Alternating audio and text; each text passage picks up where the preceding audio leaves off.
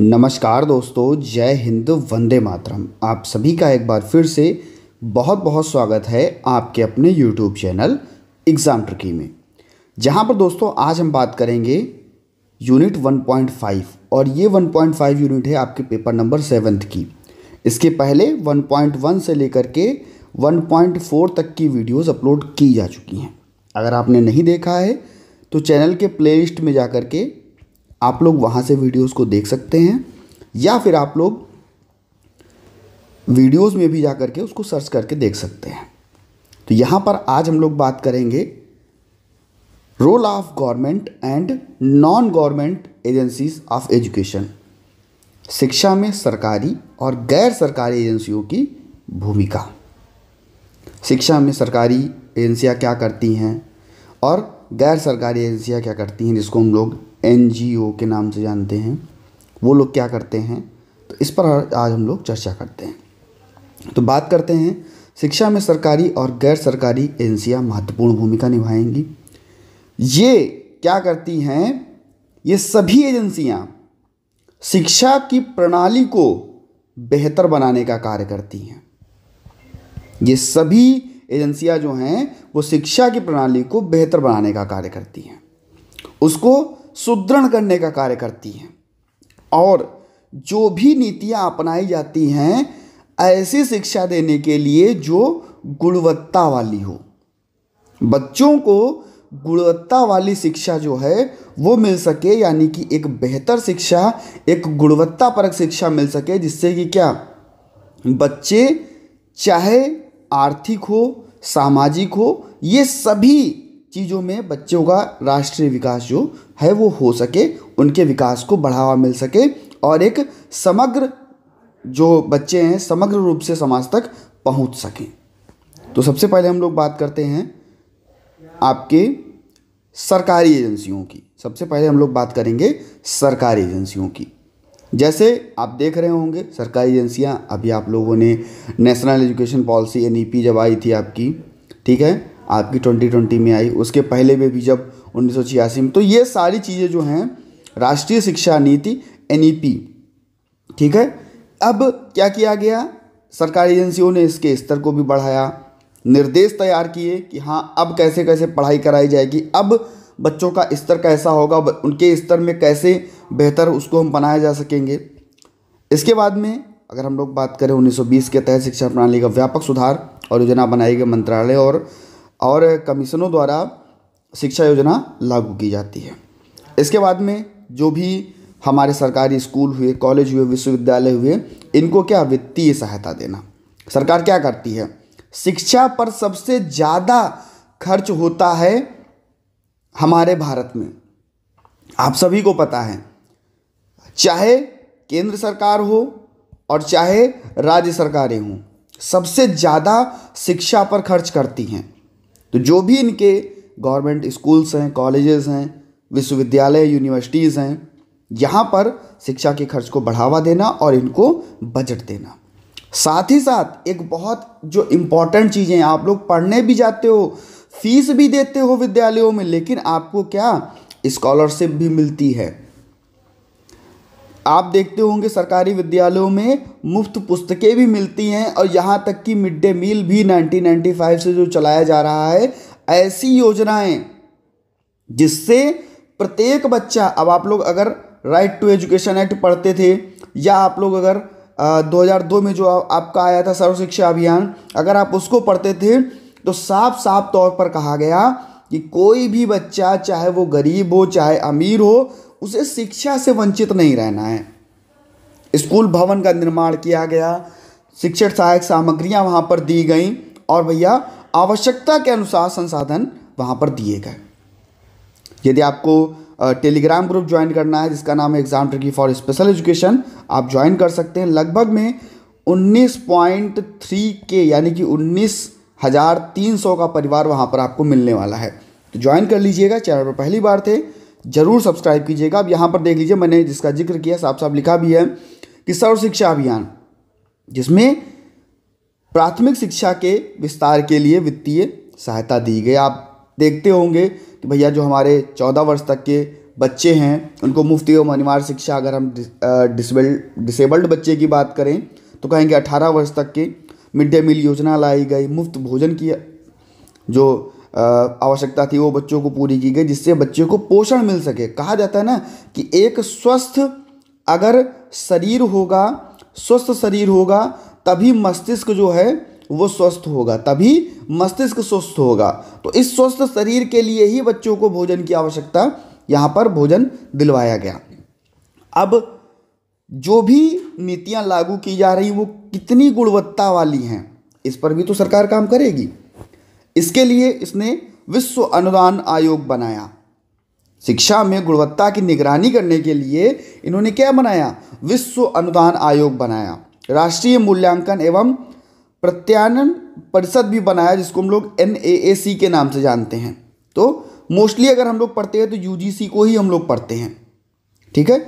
जैसे जो भी स्कूल है, कॉलेज हैं, इनकी गुणवत्ता और मूल्यांकन यहाँ से प्रदान किया जाता है।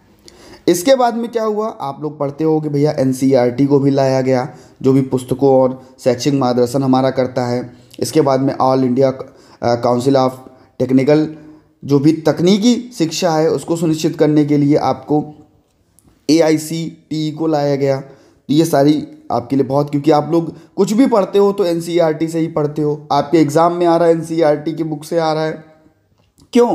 क्योंकि ये पुस्तकें हमारा शैक्षिक मार्गदर्शन कर रही हैं, और कभी भी अगर पूछा जाता है तो इन पुस्तकों से ही पूछा जाता है। इसके बाद में साक्षरता अभियान चलाया गया कि हाँ भाई प्रत्येक बच्चा साक्षर हो। इसके लिए चाहे कोई भी कौशल हो उनको दिलवाया गया। आपका राष्ट्रीय साक्षरता मिशन चलाया गया, आपका नेशनल लिटरेसी मिशन जिसको हम लोग कहते हैं। दीनदयाल उपाध्याय ग्रामीण कौशल योजना चलाई गई, जिसमें गांव में जाकर के कौशल विकास के लिए लोगों को प्रशिक्षित करना। बहुत सारे ऐसे कौशल विकास है, सिलाई हुआ, कढ़ाई हुआ, बुनाई हुआ, जिससे लोग अपना जीवन यापन कर सकें। तो ऐसी भी कौशल विकास योजनाएं भी चलाई गई।